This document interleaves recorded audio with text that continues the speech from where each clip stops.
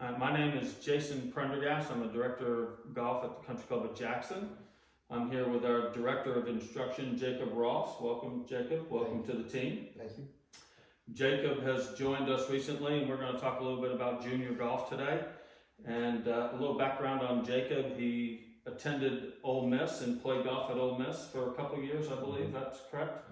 And then transferred to Mississippi State, where he finished his college career and golf career at Mississippi State, playing for both schools.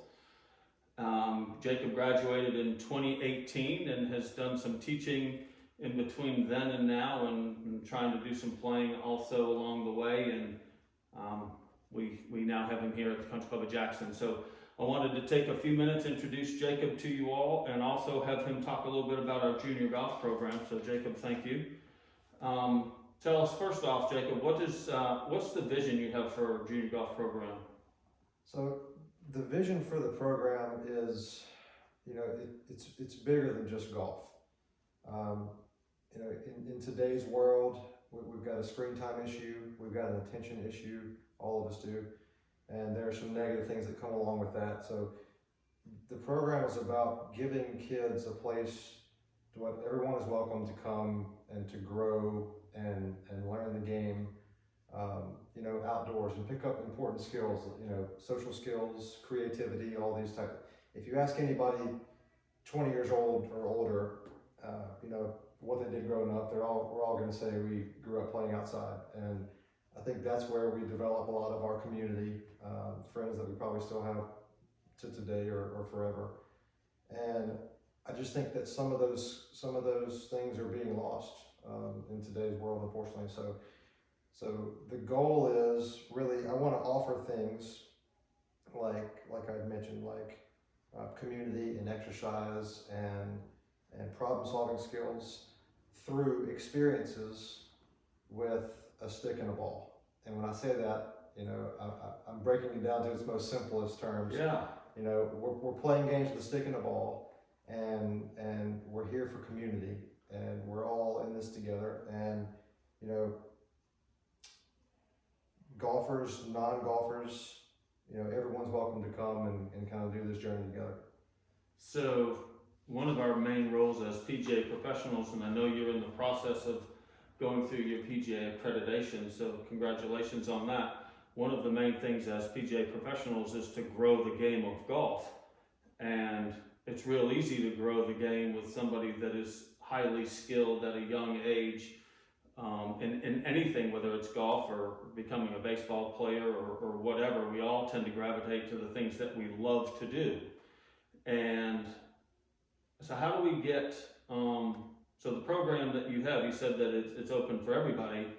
So we certainly, I'm assuming you want to grow the better player for the kids that are going to develop into better players, but what about your everyday player, which is what I see the membership, right? They're business people, men and women, they're middle-aged, and their scores are middle-aged as well, right? They're trying to break 90 or 100 for the first time.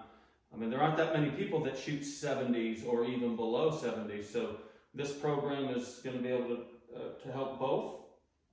Yes, so, most junior golf models revolve around one thing, and it's score or par. And there's a big issue with that, because first off, if you take an 8-year-old kid that's never played golf before, what is par, right? They have no idea.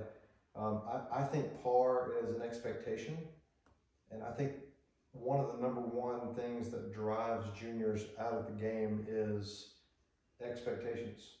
I'll paint a picture for you here. Imagine a coach taking a kid out and playing a golf ball from, let's say, 100 yards.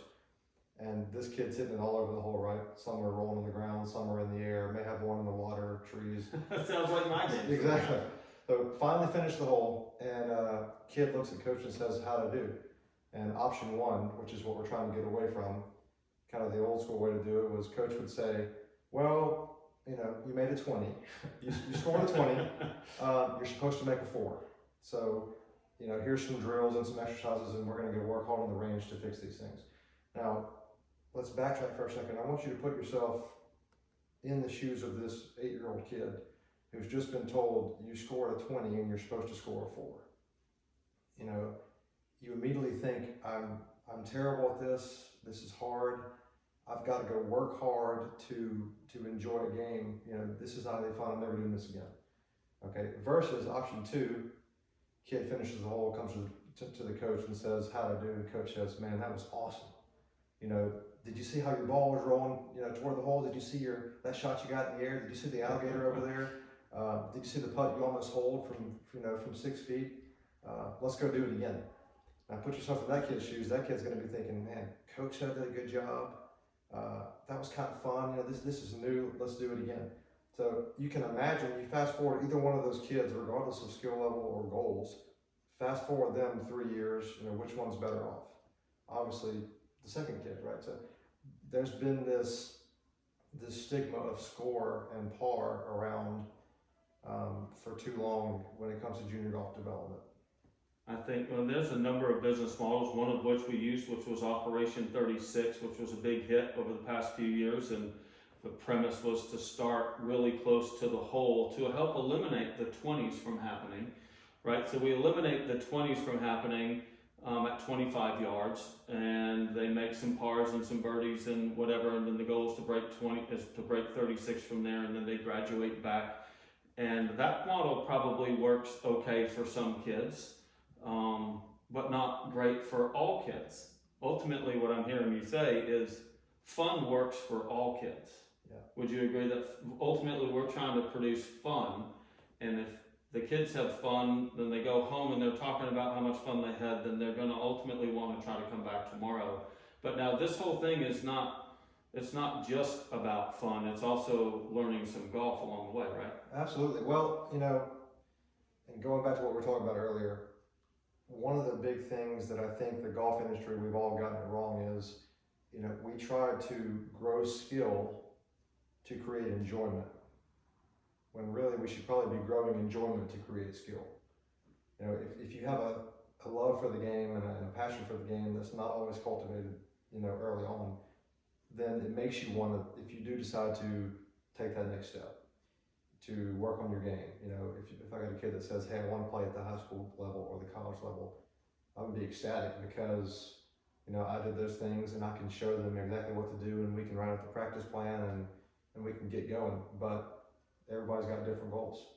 So yeah, and different reasons that they want to play golf. Exactly. Our men's club championship, which is well over 100 players, has multiple divisions, but ultimately we have multiple formats. Keep score for 3 straight days, or keep a different form of score, which is a points-based score, which has nothing to do with really how many strokes you make, because you can pick it up on a hole and put it in your pocket, and you actually get 0 on that hole. So interestingly enough, we're talking about this.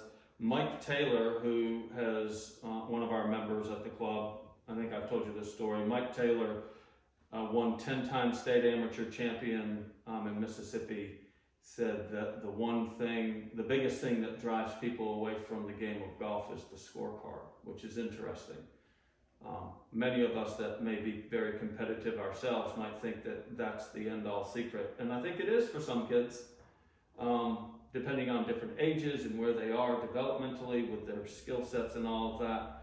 But I think those kids are going to stay in golf more likely, and we're trying to get more people exposed to it, and maybe we can get more to stay. So we're all about some fun. Well, great. That's a great idea. Talk to me a little bit about the core concepts. Every junior golf program is built around some philosophies, and ultimately we're trying to grow golf. We're trying to grow fun. We're trying to get better at the game. But talk a little bit about your core concepts of your junior golf program. Right. So core concepts, you know, I think I could sum it up real quickly. You know, it's what I said a few minutes ago. It's, you know, cultivating or growing enjoyment to create skill is the core concept, not the other way around. I think if it's done the other way around, then you're going to get your 10%ers, right? Your 5%ers are going to have success.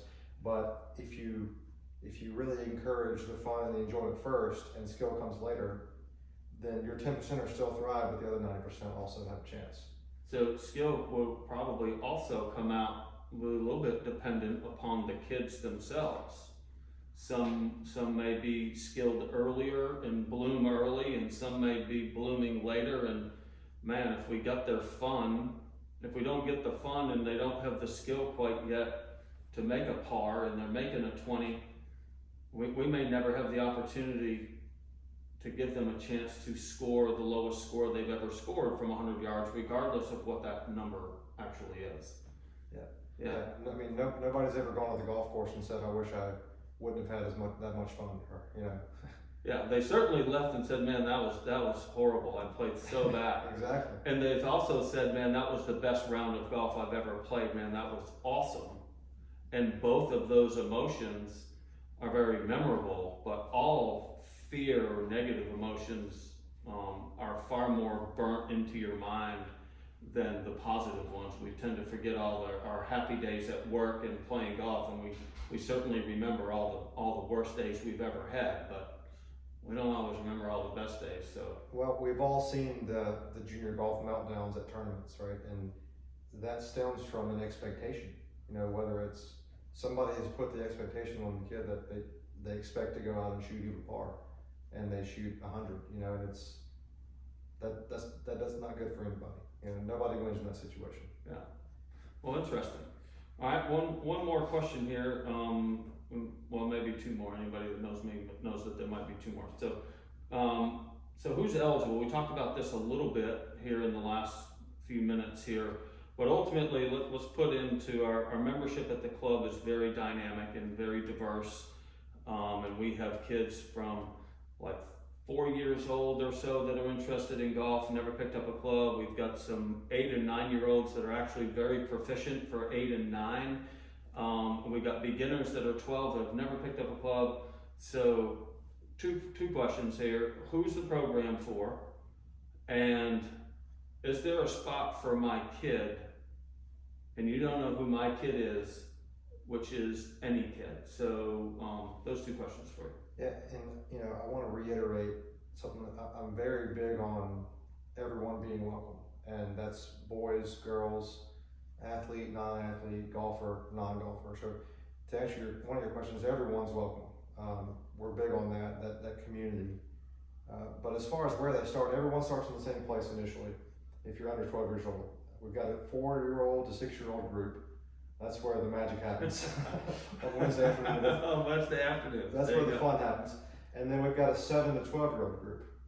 And I'll go ahead and answer what would be my next question if I were you. And it's, you know, how does my kid who's 12 years old and has played golf for 5 years in tournaments fit in well with an 8-year-old beginner? And it's a couple things. I think that, you know, we can learn a lot from people that aren't like us. Maybe the introvert picks up something from the extrovert. Maybe the perfectionist can pick up something from the easy goer, right? So there's that aspect of it. And also, we're gonna have 5 to maybe even 7 coaches at every clinic. So not only will that allow us to create a safe learning environment for everyone, but that gives us the possibility to create as many as 6 different groups. So we will be grouping kids based on age sometimes and skill and, you know, their goals, that type thing. Great. So by the sounds, we've got a program for everybody, and yet it's brand new, right? So when are we starting? We're starting early March. Early March. So I've been doing this for 18 years here at Country Club of Jackson, and over 20 years total, and I can promise you that our program is going to evolve a little bit as we go. As we're going to we're going to discover needs and wants of our members and our groups, and I would assume that our program, although we have it quite structured, and thanks for doing that for us, if we need to blend and mold and grow and do a little Gumby and move around a little bit, we're going to do the best we can to help fit everybody at the club. One of the things that will help you out a lot is if people can, I'm assuming, register early so that you know how many kids you're going to have, because we don't need 7 instructors if 6 kids are showing up. Well, we sure don't need 2 instructors if 25 or 30 kids are showing up. So That would help a lot, right? If we could try to get some early signups and just communication, and I'm assuming you'll set up some form of communication. I mean, shoot, we can talk to people on the moon if we ever went back there again now. So between social medias and emails and text streams and all that, we'll have all kinds of ways to communicate for parents, and if a parent has to pick their kid up early, that's okay, right? So we can work with them as best we need it. Would you agree with that? Absolutely, yeah, 100%. Perfect. So are you going to be able to teach any adults, or are you just going to be covered up in kids all the time? No, we do it all. Okay, good. I'll be ready, yeah. Good. Well, again, Jacob, thank you for your time.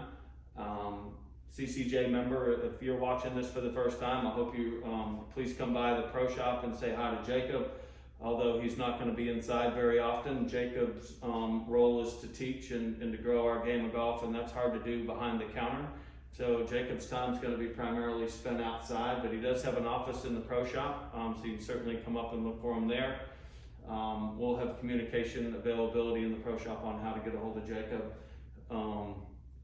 Ultimately, we're looking to do what's best for you all as members. We appreciate the opportunity to share our passion for golf with you and ultimately with your kids. And if you're looking at the club to join the club, Jacob's our guy, and call me in the pro shop. I'll be a little easier to contact, and I'm happy to talk to you about any of all Jacob's programs. And if he's available, he'll be more than happy to hop in and say hello. And we look forward to having your kids on the golf course and having the biggest junior program we've ever had. And so success, last question, curveball question, success at the end of the year, a year from now when we sit down and you say, man, the program was a success, what's the one thing you would gauge that on? I would say if the kids leave with a smile on their face and want to come back, and if they're telling mom and dad about it, you know, after a long day, if they're talking about it before bed, I think that's a success for me. And if we have that, the numbers will be higher than they've ever been. So a little bit of a radical thought, and I think it's great. So Jacob, thank you very much. CCJ members, again, thanks for all your support. New members, we look forward to having you, and we'll see you at the club. Thank you.